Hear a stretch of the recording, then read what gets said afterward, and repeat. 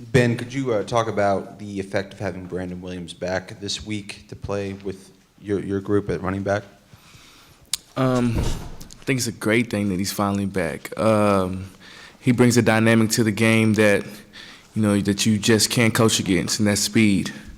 And with our fast-paced offense and with all the running backs that we have, it's going to be a good deal having him back.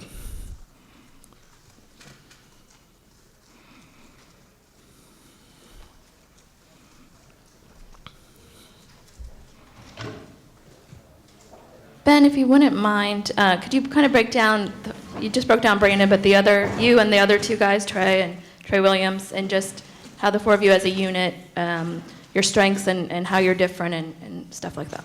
I think we work well together. One thing that we have in common is our work ethic. All of us go out there every day competing because it is at the same time a competition. I would say Brandon Williams, like I said, he brings the element to this game that is hard to coach against, and that's speed. Trey Carson, he's a bigger back, about 230 pounds, and in this league you need a back that can really get the short yardage. And Trey Williams, he's a very electrifying player that he's really special in the return game and also running the ball. And me, with this group, it all starts with me. So I think as a unit, we work well together. Hey, Ben. Larry Jackson singled you out in the offseason as one of the hardest working guys on the team. I mean, where do you think your game is most improved? I think this offseason I tried to improve on every single aspect that you can improve on as a player, whether it is getting stronger, getting faster, getting more smarter mentally for the game. So I think I just tried to improve on every single game, also with my leadership skills.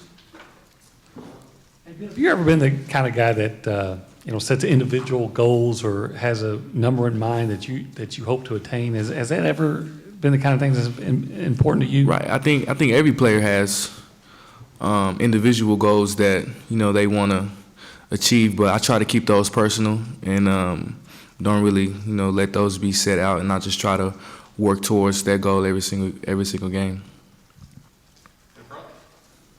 Ben, do you feel like all the talk about an individual being Johnny, do you feel like that maybe sometimes takes away from the team, I guess, aspect of things, and maybe that's why he's not here today, for instance?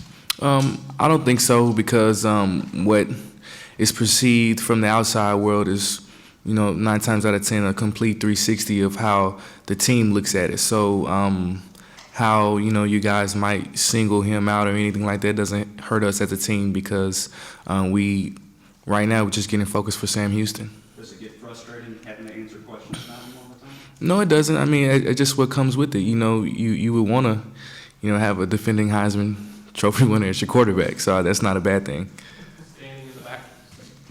Ben, can you look at the game against Sam Houston last year and take anything from it and apply it to this week?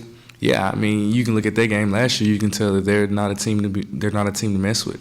They went to their division national championship 2 years in a row, and if you don't come out, this team will come out and come beat you. So we know that we have to prepare this week, and we have to get ready for them. Here in the front. Hey, Ben, this has been much talked about. What does this mean? I've heard all these different reasons of what it could mean. Is it a Drake sign? I know y'all did it last year, but. Yeah, it's funny that, people are bringing it up just now, and, if you do your research, we've been doing that since I was wearing number 23 2 years ago. I mean, it doesn't have a significant meaning. It's just, just a fun gesture that we made up and just a good celebration that gets everyone going. On the right side aisle. Hey, Ben.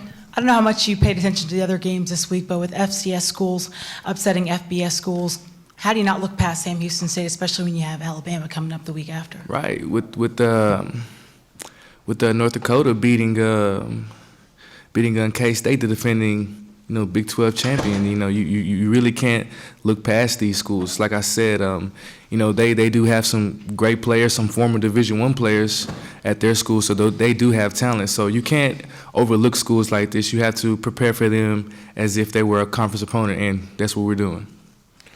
Back on the right, Christy. So one more question about the hand gesture. Everyone, apparently in the media, it seems like, thinks that it means show me the money. Can you say it does not mean that? I mean, no, it does not mean it. It doesn't have a specific meaning anyway. It's just a fun little gesture that we do that we thought was fun. Does it have something to do with Drake? No. Well, that's what some people have said, so just, we No. get it from the source, right? Right. No. Anything else for Ben? All right, thanks, Ben.